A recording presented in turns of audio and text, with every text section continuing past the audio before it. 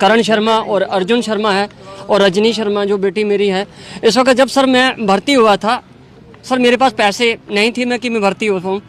तो सबसे पहले जब चापनाड़ी जो कांड हुआ 19 जून 1998 के अंदर मेरे घर के पूरे परिवार मारे गए थे। कोरडा से भी था, कुछ डोडा से भी थे, वो बारात पूरी मारी गई थी। मैं उस वक्त जम्मू में था फैक्ट्री में। मेरा नाम लेखराज शर्मा है, मैं मालवा कोटधार से हूँ और मेरे पापा एक गरीब घराने से ताल्लुकात रखते थे। वो 150 के मुलाजम थे वो PHE डिपार्टमेंट के अंदर, और 24 साल तक उन्होंने तपस्या की। 24 साल तक मेरे पापा ने तपस्या की। वो उस वक्त रेगुलर हुए, जो कि एक देश की रक्षा करने वाला, उसको फुटबॉल की तरह निकाला गया कि you are dismissed from service. क्योंकि चार्जशीट का जवाब भी मुझे नहीं मांगा, क्योंकि फारूक DC साहब थे, उनकी तरफ से चंदा इकट्ठा हुआ था। मजीद वानी साहब के रेजिडेंस पे मेरी ड्यूटी थी।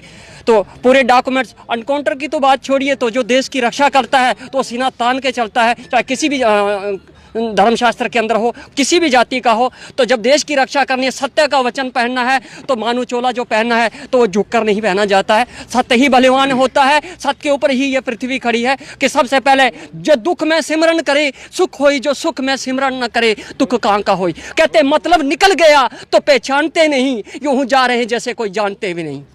अब क्या डिमांड करते हैं? सबसे पहले मेरी एक ही डिमांड है, मैं उस मजीद वानी साहब से भी ये गुजारिश करता हूँ, मैं गवर्नर साहब से भी ये गुजारिश करता हूँ, मैं मोदी जी से भी ये गुजारिश करता हूँ। मेरे जैसे ऐसे लोग भी हैं जो कि सड़कों पे उतरे हैं और भीख मांग रहे हैं कि हमें अपना हक इंसाफ दो। मुझे आज तक हक इंसाफ नहीं हुआ है, मिला है कि चंदा इकट्ठा कर करके मैंने अपने आप को, शरीर को ठीक किया है। जब 2001 से मैं भर्ती हुआ हूँ, 2012 तक 18 अक्टूबर मेरी पेमेंट बंद हो चुकी है। रहमदीन हेड कांस्टेबल जो पुंछ का था, उसने 250 रुपये अपना जेब से निकाल कर तो मुझे एडमिट करवाया।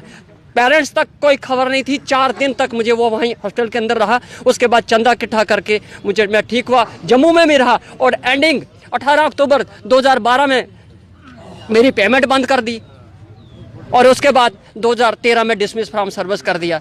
जब मैं हुक्म हाजिरी लेने के लिए गया तो मिक्सचर टाफी बेचकर लोगों से भीख मांग के जब कुछ मुझे हो जाता था वो लोग उठाते थे। कहते हैं कि दुख दर्द जब मैं रहा था पा वादे में लाख हजार किए। कहते हैं कि दुख दर्द जब मैं रहा वादे में लाख हजार किए। देख जन्म जन्म के पापों को मेरे हाथ पांव सब कांप गए। खुदा अब की बार माफ करो मैं तेरा ही जाया हूँ। कहते हैं कि धन खातिर देश बदेश गियो। कभी सत्संग में ना आया मैं, दिन रात को मैंने एक किया, कभी चैन से ना सो पाया मैं। सिर्फ पाप की गठड़ी बांध लिए, क्या मैं मन ही मन शर्माया हूँ। क्या करने आया था इस जग में, चाहे बेटा है या चाहे बेटी। कहते हैं क्या करने आया था इस जग में, क्या करके जा रहा हूं मैं।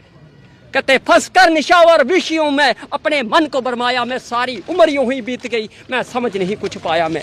अब सबसे पहले मैं क्या उम्मीद रखते हैं? मैं यही उम्मीद करता हूं कि 1998 से लेकर 2020 तक जितने भी बच्चे SPOs जो है डिसंगेज किए गए हैं, बिला वजह किए हैं, अगर इलीगल उन लोगों के लिए नहीं है, अगर जो 58 साल तक की सर्विस उनको मिली जाती है बाकी डिपार्टमेंट के अंदर, एक SPO क्यों डिसमिस किया जाता है? वो उनकी फैमिली का परिवार कैसे चलाएगा, कैसे क्या कर पाएंगे वो? अगर 20 साल तक उस वक्त ये नहीं देखा था सर कि यहाँ के कोई पढ़ा लिखा चाहिए, वहाँ क्वालिफिकेशन नहीं। जब प्रमोशन देने की बारी आई तो उस वक्त क्वालिफिकेशन चली।